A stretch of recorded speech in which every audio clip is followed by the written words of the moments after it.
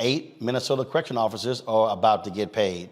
They're going to split $1.5 million. The settlement took place after they were not being permitted to have any contact with Derek Chauvin when he was arrived at the Ramsey County Adult Detention Center, a facility in May of 2020. The 6 men and 2 women say they were ordered, along with other people of color, to the 3rd floor of the jail and prohibited from going to the 5th floor where Chauvin was. He was housed. The complaint says Superintendent Steve Lydon issued a segregation order.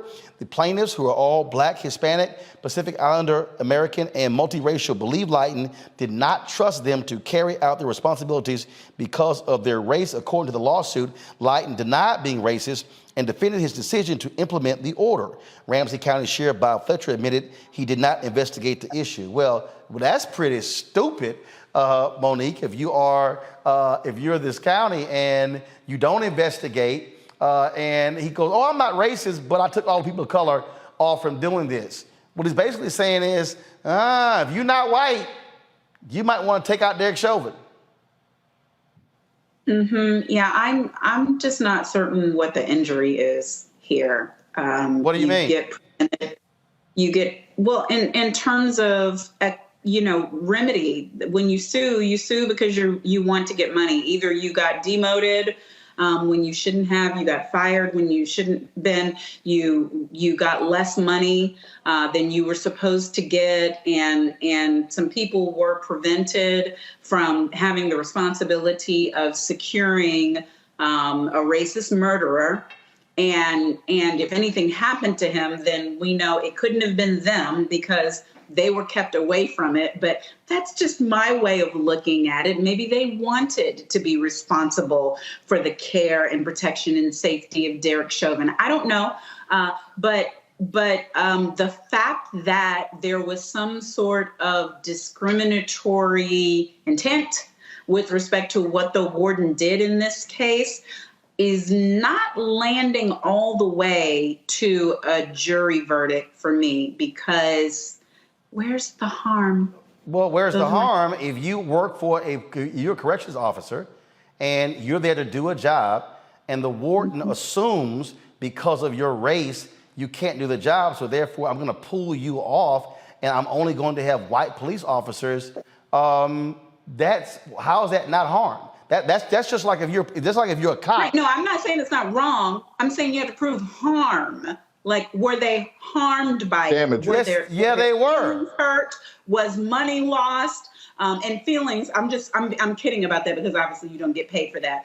But was there trauma? Was there complex trauma? I mean, I'll pitch to Robert here because he loves cases like this. What you got to say, Robert? And he should. Hold up. First, wait. Hold up. First of all, I host this show, so I'm gonna go to Jason next. I somehow knew you were gonna your name being all over it. I got you, but you don't determine who gets tossed to next. Jason. Okay. Jason. Go to whoever you want to go to. I am Jason. Yeah, to me, it seems like when you question my integrity and professionalism, that's harm. I think about it. If you were like, you can only teach Black students, you can't teach white students. I would feel harmed by that. Even if I didn't lose money, I didn't lose opportunities. If you tell me I can only teach one people, or if I'm only qualified, or you only trust me to teach one group of people, I would consider that, something that harmed me.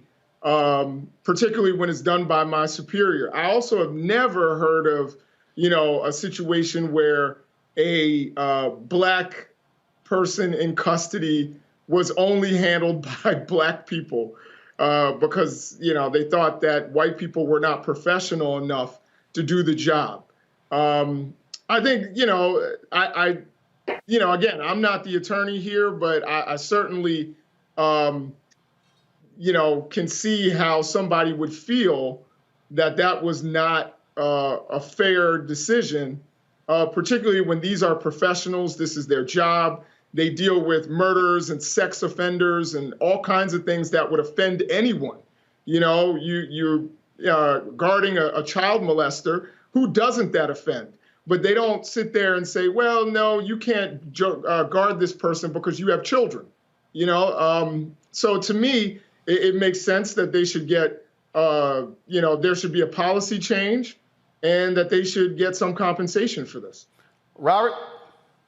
I think we have to look at the conceptualization of damages in the law, which is that when you plead a case, it can't simply be the question of if there was a harm, if there was an injury. You have to show pecuniary damages that took place as a result. As Monique said, whether or not you the loss of opportunity, loss of employment, loss of overtime, for example, is a good example. They can prove that, well, I would have done XYZ additional hours, and therefore I should be compensated for that loss of opportunity. That can also be a cognizable set of damages to justify a settlement. I haven't read the case, but I would assume there'll be something along the lines of the reasoning of intentional infliction of emotional distress, career stagnation, anything that you can do to show that you lost money or somehow were injured by this, that can be the basis of damages going forward. So if you look at the settlement amount, you're talking about $1.5 million split between 8 people, taking out attorney's fees for that. So it wasn't some sort of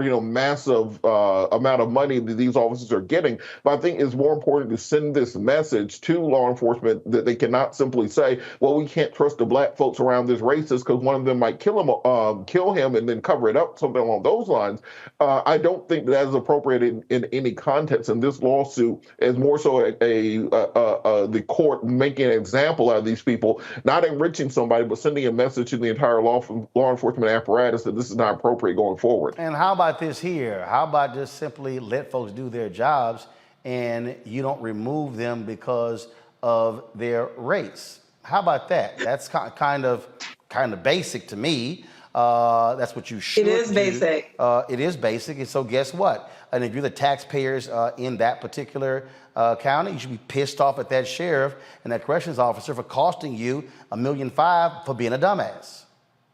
So guess what? That's what you got. All right, folks, back to our Roland Unfiltered video in just one moment. When we invest in ourselves, we're investing in what's next for all of us. Growing, creating, making moves that move us all forward. Together, we are Black beyond measure. Folks, Black Star Network is here. Hold no punches. I'm real revolutionary right now. Support this man, Black Media. He makes sure that our stories are told. Thank you for being the voice of Black America, Roland. Stay black. I love y'all. All momentum we have now, we have to keep this going. The video looks phenomenal. See, there's a difference between Black Star Network and Black-owned media and something like CNN. You can't be Black-owned media and be scared. It's time to be smart. Bring your eyeballs home. You dig?